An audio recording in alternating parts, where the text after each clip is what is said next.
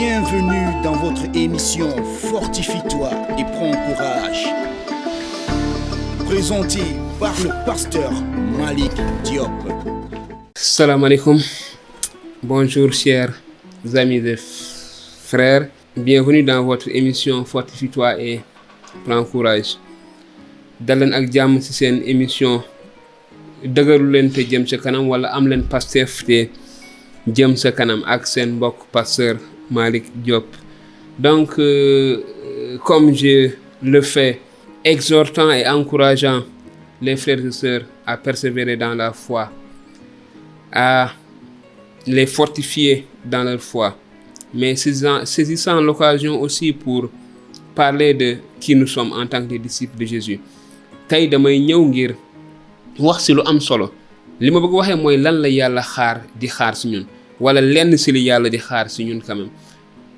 Quelque chose, ce que Dieu attend de nous, ou bien une partie de ce que Dieu attend de nous, tiré de Romains chapitre 12 à partir du verset 9.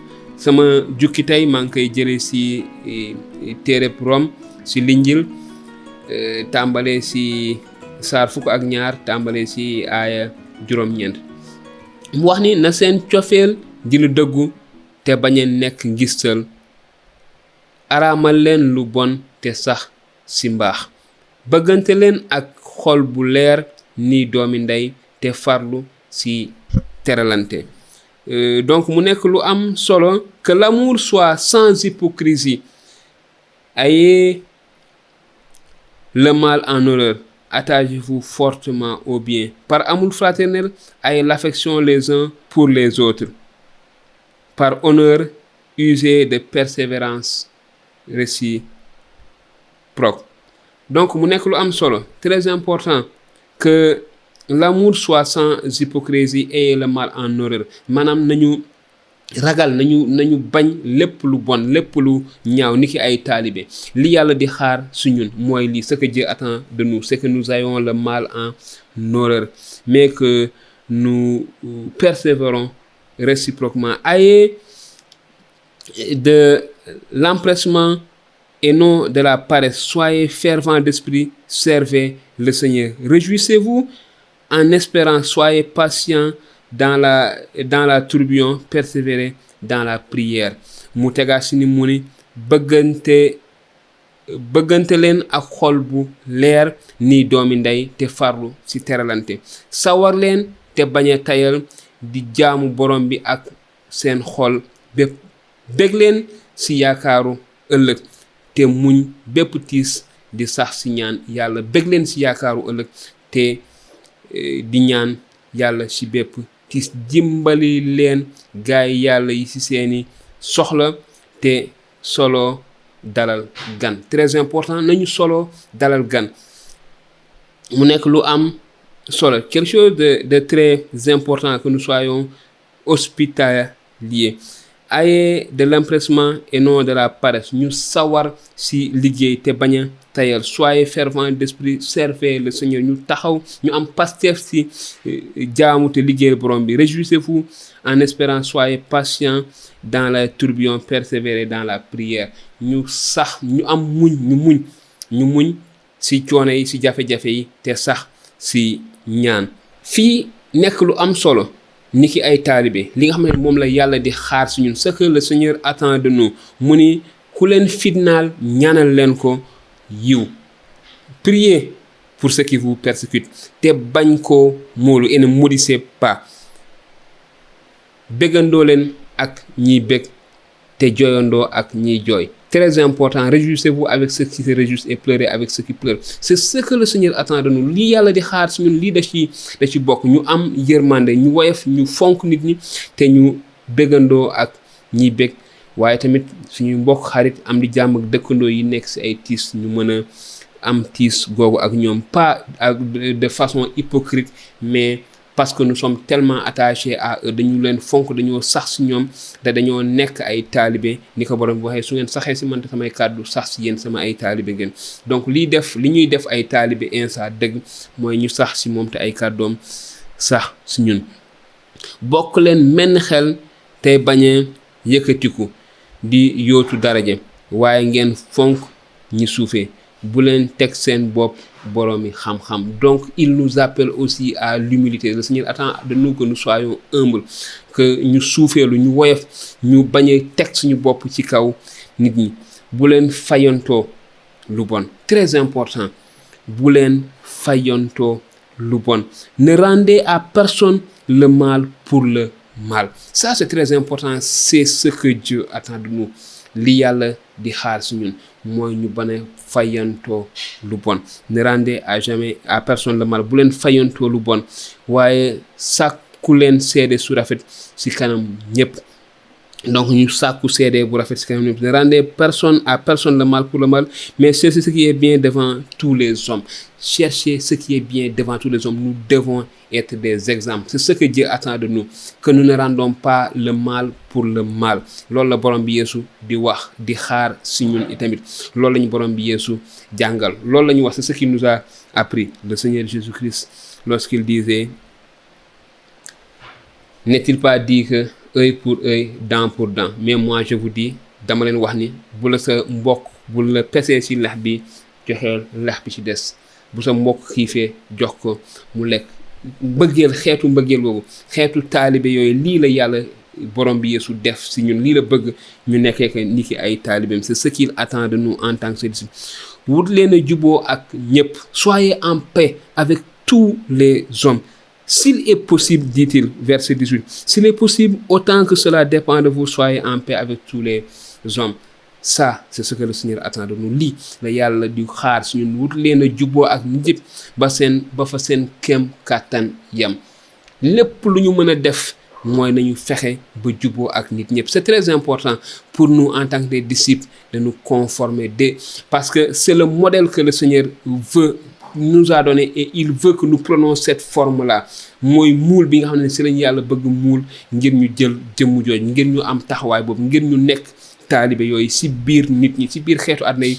Waaye rawet na nag réew mi nga xamante ne moom mooy Sénégal, te daanaka dañuy fi faral di tuddee minorité wala waaw niñ koy faral di déggee. Mais li ëpp solo niñ koy faral di wax du quantité bi mais qualité bi. Kon li ëpp solo si ñun, li war a ëpp solo si ñun du quantité wu taalibe yi, du nombre bi, du lim bi, waaye qualité wu dëgg-dëgg taalibe bi. Loolu la ñu war a xaar si ñun.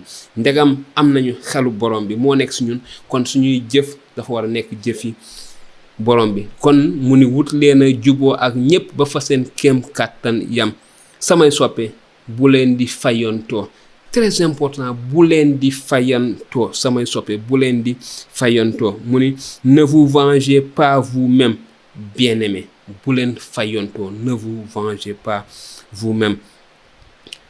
Bu leen di fayantoo, waaye bàyyi leen lépp ci loxoy yàlla mi yelloo àtte. Donc leer na, c'est ce que le Seigneur attend de nous. Li yàlla di xaar ci ñun dafa leer nañ. Mu ni bu leen di fayantoo, waaye bàyyi leen lépp ci loxo yàlla, ci loxo yàlla suñu borom, moom nga xam ne moom moo yelloo àtte, moom moo war a àtte. Nit ñi léeg-léeg dinañuy faral di àtte ak la ni mel, waaye yàlla woowuñu suñuy fayantoo wala suñuy àtte. Bu la nit waxalee lu bon, bàyyi ko ak yàlla. Bu nit defee interprétation bu bon wala bu jubul si yow, mën nga génn wax dëgg-dëgg lii dëgg, waaye fayantoo moom waruñu. Yàlla xaarul su ñun loolu. Bu ñu fayantoo nañu bàyyi lépp si loxo yàlla mi yelloo àtte, ndax yàlla nee na si mbind mi, man may àtte, may fay jëf. Kon li ngay jëf di bëgg sa xol di ko def ngir yàlla rek te yàlla rek tax, waay bu ko mindee foqati si yow ndax ay fayantoo wala ay wax wala ay interprétation yu dëppoowut ak la nga bëggoon a def. Mu teg si ni waaye def leen lii, mais faites ceci, bu sa noon xiifee may ko mu lekk. Voilà ce que le Seigneur attend de toi. Lii yow taalibe bi, yow taalibe Insa bi, yow taalibe Yeesu bi, déglul lii yàlla di xaar si yow, li Insa di xaar si yow. Mu ni bu sa noon xiifee may ko mu lekk. Bu sa noon xiifee, sa noon c'est ton ennemi, celui qui en veut à ta vie peut-être, celui qui en veut à ta famille, celui qui en veut à ta position, celui qui en veut à ton poste, celui qui en veut à tes résultats, ki nga xam ne moom mooy sa noon. C'est lépp daf ko naqari, sa réussite daf ko naqari, sa liggéey daf ko naqari, sa alal daf ko naqari, yàlla wax la ni la lii lay xaar si yow jëme ci nit kooku. bu sa noon xiifee may ko mu lekk, su maree itamit jox ko mu naan, may ko mu naan, ndax boo defee loolu di nga ko rusloo. bu leen lu bon ëpp doole, waaye noot leen lu bon si def lu baax. C'est très important. Mais si ton ennemi a faim, donne-lui à manger. S'il a soif, donne-lui à boire. En agissant ainsi, en agissant ainsi, ce sont des charbons ardents que tu ramasseras sur ta tête. Ne sois pas vainqueur du mal, ne sois pas vaincu par le mal, mais vainqueur du mal par le bien. mu nekk lu am solo te lu tënk lépp li xam ne moom la yàlla di xaar si ñun. mu nekk lu am solo. bu leen lu bon ëpp doole, waaye noot leen lu bon si di def lu baax. kon sa noon nit ku mu mënti doon ak lu mu la mënti def, lu mu mën a teg si sa der, li ñu borom bi di xaar si ñun ni ki ay taalibe mooy ñu defal ko lu baax. lépp lu bon lu nit jël tënk ko, dajale ko, boole ko, xëpp la ko, li yàlla di xaar si yow mooy nga boole lépp lu baax, lépp lu rafet, lépp lu jekk daal di ko koy delloo. nee na bu ñu lu bon ëpp doole, waaye nañ ko noot si di def lu baax. kon samay mbokk, mes amis, frères et sœurs, voilà l'encouragement. Voilà là où nous devons nous fortifier et persévérer sur ce que le Seigneur attend de nous. fii lañu war a amee Pastef si li yàlla di xaar si ñun. comme je le dis, comme j'ai l'habitude de le dire, la vie du disciple, dundu taalibe bi, dundu xare la. c'est une vie de combat de tous les jours. bés bu nekk combat la, dañu war a persévérer. donc dans la vie, dans cette vie de combat remplie de tremblements, remplie de tempêtes, nous devons persévérer. Comme je le dis encore et je le dis, le disciple, le vrai, il sera persécuté, mais il sera dans les épreuves, il sera dans des moments difficiles, il sera dans des tempêtes.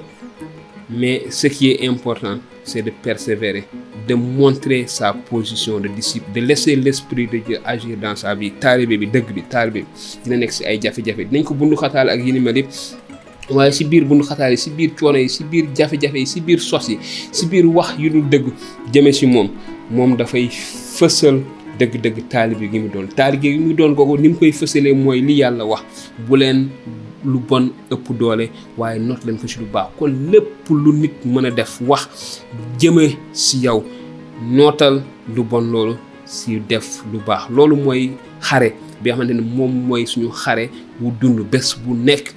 bés bu ñu yàlla mayee yeew wàcc si suñu lal, nañ ko ñaan mu may ñu nekk ay royukaay, ñu nekk ay nit yu fees del ak mbëggeel, nit ñu am yar, nit ñu am yërmande jëmee si nit ñëpp, ñu nekk ay nit ñu ragal yàlla, nit ñoo xamante ni dañuy bàyyi xelum yàlla ak kàddu yàlla mu fës si suñuy dund. Fortifiez-vous dans le Seigneur, fortifiez-vous dans la parole du Seigneur. Merci de nous suivre, merci aussi de partager avec vos amis, frères dans le Seigneur, mais aussi voisins qui ne connaissent pas encore le Seigneur, pour qu'ils puissent vraiment connaître qui nous sommes en tant que disciples de Jésus-Christ. suñu ay mbokk yoo xam ne xamuñu borom bi, bokkuñu ci ay taalibe Yeesu yi, ngir ñu mën a xam dëgg-dëgg lan la ñun ñooy ñan ak lan la borom bi di xaar ci ñun. donc di leen wax jërë ngeen jëf, que le Seigneur vous bénisse, nañu yàlla sàmm te defal ñu jàmm. leen jox dig daje ci beneen exhortation. Soyez fortifiés dans la parole du Seigneur. Que le Seigneur vous bénisse. jërëjëf yéen ñi nga xamante ni yéen a ñi doon topp ci suñu page YouTube, di leen wax ni jërë ngeen jëf ci li ngeen di wéy di ñu topp di seetaan vidéo yi, te di leen ñaan mën ngeen ko partager ak seen ay xarit, mën ngeen ci waxtaan, te itamit su ngeen ci amee ay laaj mën ngeen ñu ko laaj, mën ngeen aimer, waaye itamit mën ngeen abonné wu itamit ci page bi. bu ko defee di ngeen mën di gis vidéo yu bees yëpp yi ñuy dugal ci jàngaleb yonent yàlla Insa. jërë ngeen jëf, na leen yàlla barkeel.